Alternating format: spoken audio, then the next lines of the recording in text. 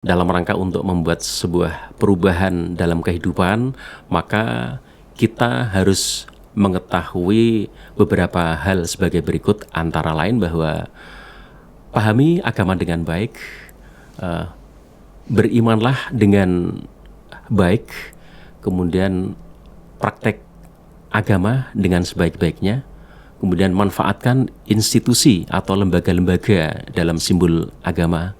Kemudian yang terakhir adalah bahwa perubahan sosial yang positif akan terjadi karena kita memahami definisi agama.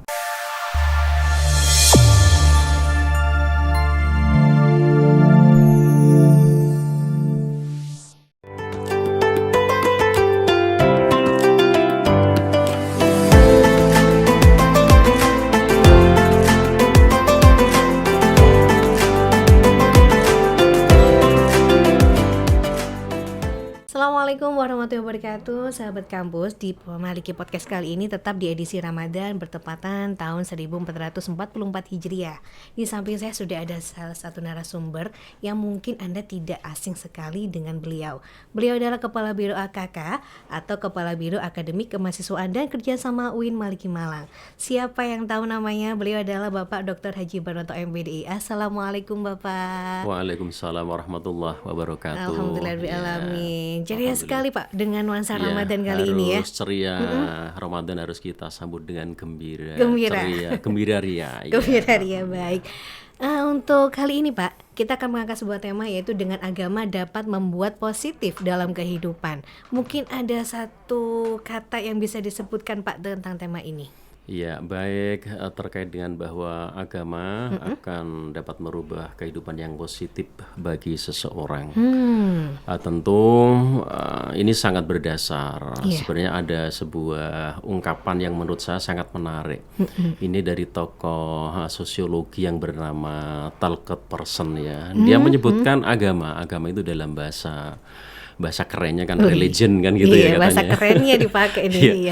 Bahasa keren kan gitu, bahasa anak-anak milenial kan.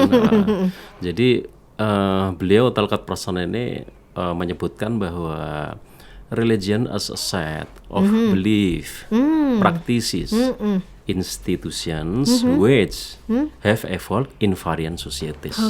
Jadi itu sebagai dasar, sehingga kemudian bahwa agama itu adalah seperangkat makna, bahwa agama di situ mengandung unsur-unsur kepercayaan atau keimanan, bahwa agama di situ ada praktek-praktek atau amalan-amalan.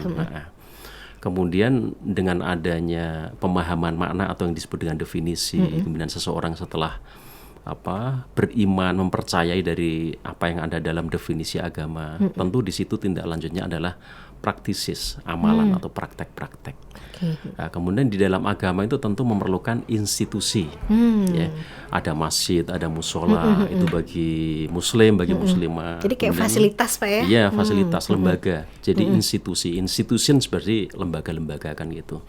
Kemudian dari beberapa hal yang saya sebutkan item-item, mulai dari asset, belief, practices, kemudian institution, disinilah perubahan itu akan terjadi, which man have evolved in variant societies.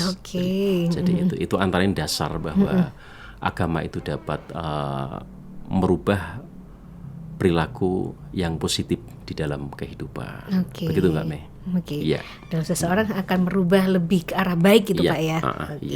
Ini saya pernah mengutip nih Pak di salah satu halaman di no.or.id. Itu adalah tips menyambut Ramadan. Mungkin ada hubungannya dengan tema yang kita bahas kali ini nih Pak. Salah satunya adalah dengan memakmurkan masjid. Itu contohnya seperti apa sih Pak? Mungkin Bapak bisa menyebutkan? Ya tentu, tadi kan udah saya sebutkan kan bahwa di situ ada institutions, lembaga-lembaga, institusi dalam Islam berarti apa? Antara lain dalam rangka untuk mewujudkan perubahan itu di situ ada masjid. Ya tentu ada lembaga-lembaga yang lain juga sih.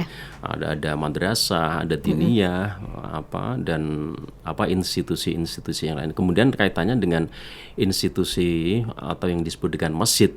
Tentu di situ akan menjadi dampak yang baik dalam kehidupan bermasyarakat, karena masjid itu sebagai masjid itu sebagai tempat di mana umat Muslim melakukan peribadatan di situ, yang kemudian kita lihat coba dalam perilaku di bulan Ramadan, misalkan pada saat mau melaksanakan sholat tarawih ya, di situ begitu berbondong-bondong orang dalam rangka untuk semangat menjalankan ibadah.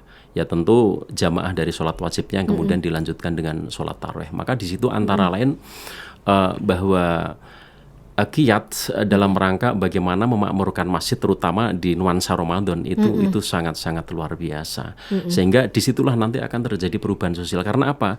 Dalam orang berbondong-bondong menuju masjid, di situ kan mengandung nilai-nilai syiar ya.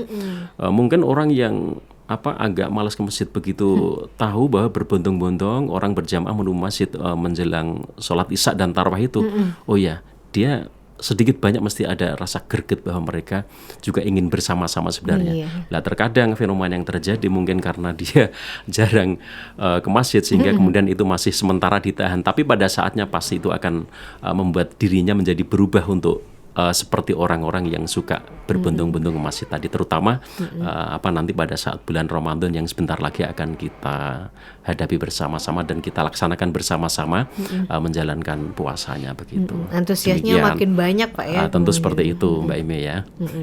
Lalu untuk selanjutnya nih Pak, produktif menciptakan konten dakwah. Nah ini anak-anak sosialnya sangat keren banget Pak ya.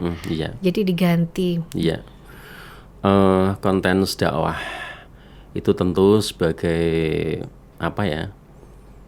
saya sebagai orang yang mengabdi di institusi dalam hal ini Kementerian Agama, kemudian lebih fokus lagi di UIN Maulana Malik Ibrahim,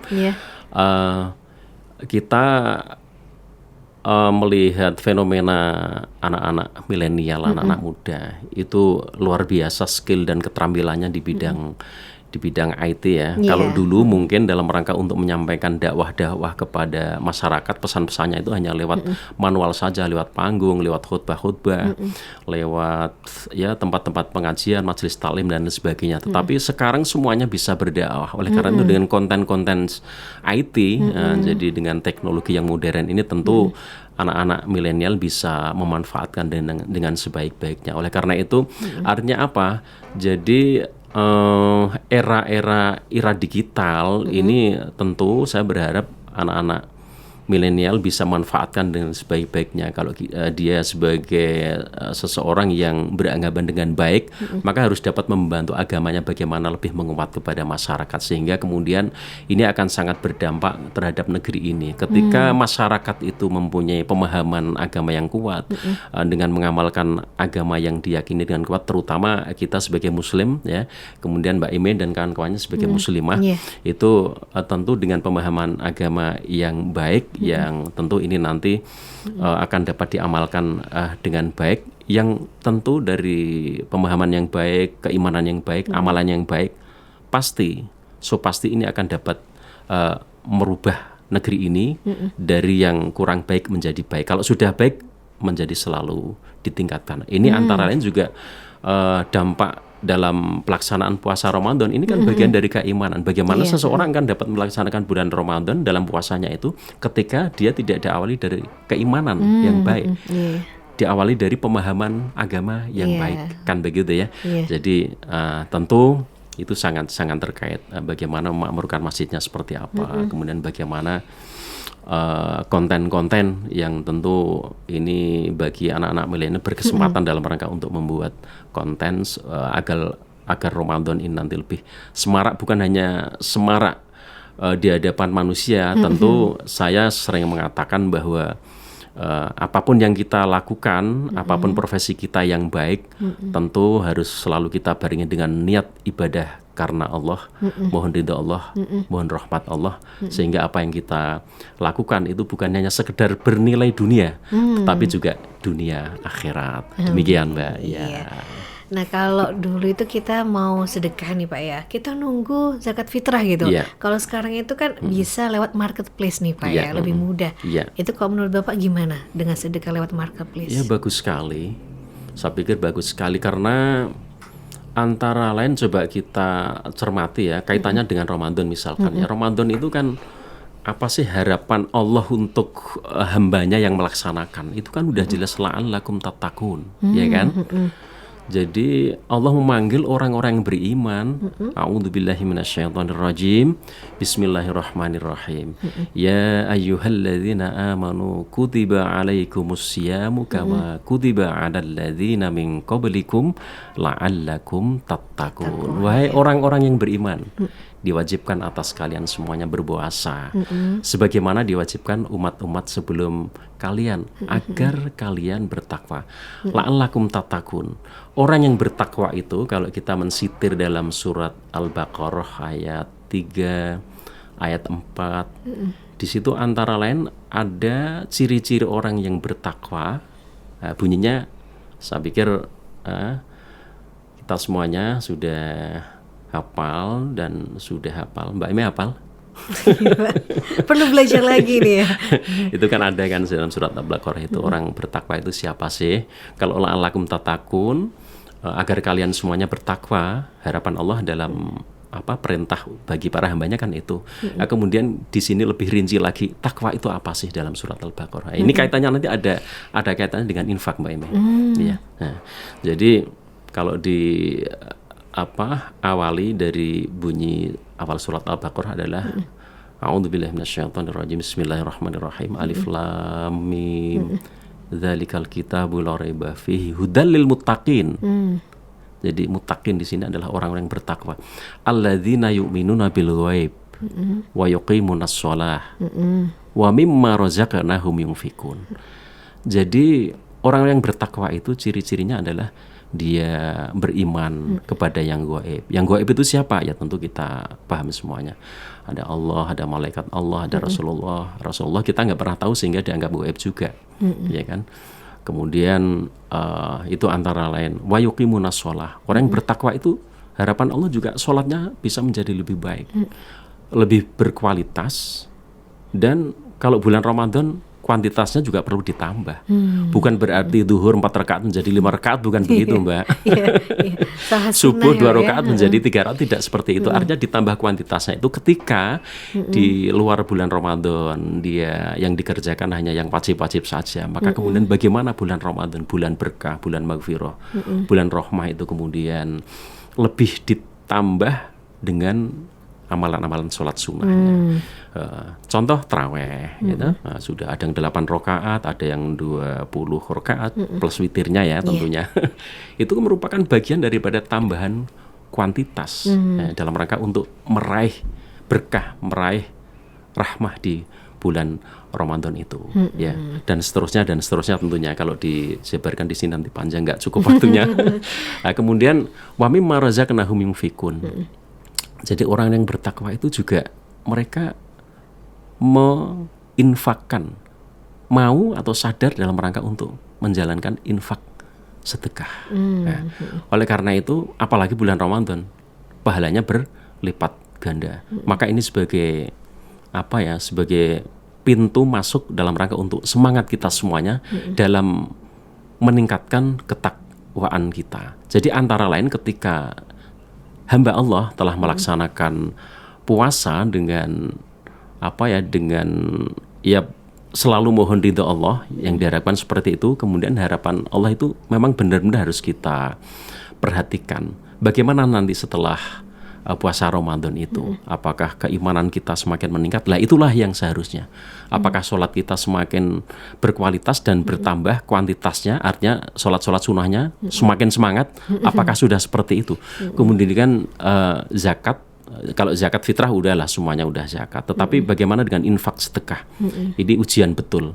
Jadi kalau dalam hal sedekah ini kan fis-sarra' wad-dharra. Allah menguji kita semuanya. Fis-sarra' wad-dharra, dalam keadaan lapang maupun dalam keadaan sempit sejauh mana. Dalam keadaan lapang nggak ada masalah mungkin ya bagi siapapun ketika melaksanakan infak sedekah. Tetapi bagaimana dalam keadaan sempit, ini ujian. Ketika dalam keadaan sempit rezekinya tapi tetap sedekah, itulah yang menjadi ujian bagi kita semuanya. Tentu harapan Allah bahwa agar dengan Ramadan kita semuanya melaksanakan dan semuanya yang saya sebutkan tadi bisa meningkat dengan baik, ya kemudian tentunya ada lanjutannya setelah wa mimma razaqnahum yunfiqun walladzina yu'minuna bima unzila ilaika wa ma unzila min qablik wa bil akhirati hum yuqinun ulaika ala hudam mir rabbihim wa ulaika humul muflihun. Jadi mereka itulah yang kemudian di sisi Allah dikategorikan sebagai orang-orang yang beruntung. Masya Allah. Untung kalau sudah ini merupakan predikat dan stempel dari Allah, pasti dunia akhirat. Ya, Masya demikian Allah. Mbak. Iya. Ya. Apalagi sekarang lebih mudah Pak ya, ya. marketplace sudah ini. Dan yang terakhir dari kutipan ini adalah merefleksi diri sendiri dan perbanyak doa. Memang disarankan doa. Iya, iya, tentu. Ramadan itu adalah merupakan bagian dari bulan zikir, karena tadarusan nggak kenal waktu kan di situ siang malam, apalagi kalau saya tinggal di Pasuruan nggak kenal waktu itu jam 12 malam pun itu juga tadarusan mereka, baik dalam keadaan speaker dipasang maupun tidak dipasang. Ya, itu tadarus. Artinya apa bulan Ramadan? Ya antara ya bulan zakat, bulan infak, bulan memperbanyak sholat, sedekah, bulan berzikir, ya itu semuanya adalah dalam rangka untuk mengejar ridha Allah, mengejar maghfirah dari Allah Subhanahu wa taala, mengejar rahmat Allah Subhanahu wa taala. Ya. Baik. Oke Pak, sebelum kita tutup untuk edisi Ramadan kali ini, mungkin Bapak bisa menyampaikan quotes untuk sahabat di rumah. Iya.